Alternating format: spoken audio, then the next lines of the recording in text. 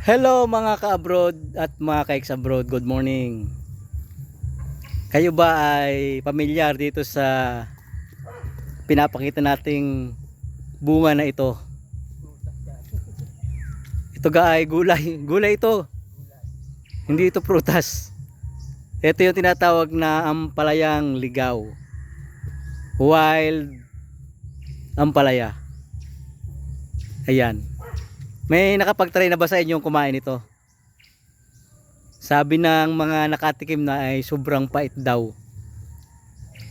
Hindi ko masasabi sa inyo kung gaano kapait kasi hindi ko pa na-try ito. Pero dito sa lugar namin ay maraming mga ganitong mga wild ampalaya na makukuha sa paligid-ligid. Ayan. Tingnan nyo naman oh. Oh. Style ampalaya rin siya pero bilog nga laang. Saka itong mga ano ito, talbos ay masarap daw na inihalo sa gulay na munggo. Ayan. Ayon sa ating taga Panaliksik. Napakasarap daw nito. Ano ang masarap na ano to? Masarap sa munggo? Lalahok sa munggo. Yung dahon na talbos. Huwag yung sasama yung balaybay. Ayun ako mapait. Napakapait daw. Huwag hahaluin. Saka wag haluin kapag Pagkalagay sabay hango na parang hapkok. parang talbos na sili. Parang talbos ng sili ang style. Yan. Ayon sa ating mananaliksik. At ito naman, nakikita nyo naman ito. Pipinong gubat. Ayan o. Tawag niya pikir. Pipinong gubat. Marami rin dito niyan. O, yan o. Tingnan nyo. Ito. Ayan ito. Ayan. Kapag ka, ayan o.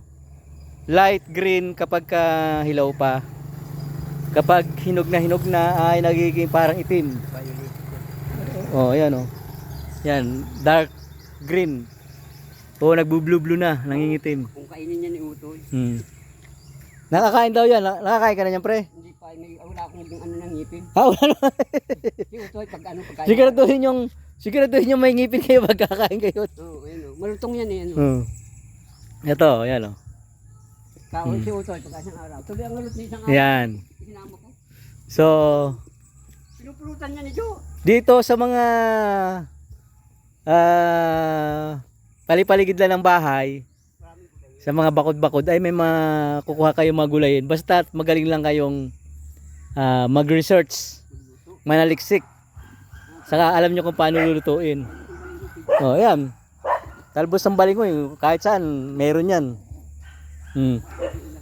Yan. Saka ito.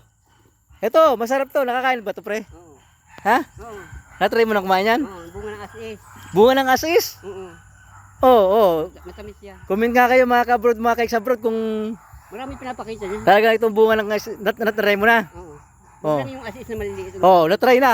Ayat buhay. Hindi po nakakamatay. Basta kinakain ng ibon, hindi nakakamatay. Oo, basta daw kinakain ng ibon, hindi nakakamatay. Ayan. Tamis. Nako, bilang kayo ng 5 seconds. Dati-dati sa ragay. Tamis. Matamis daw, matamis.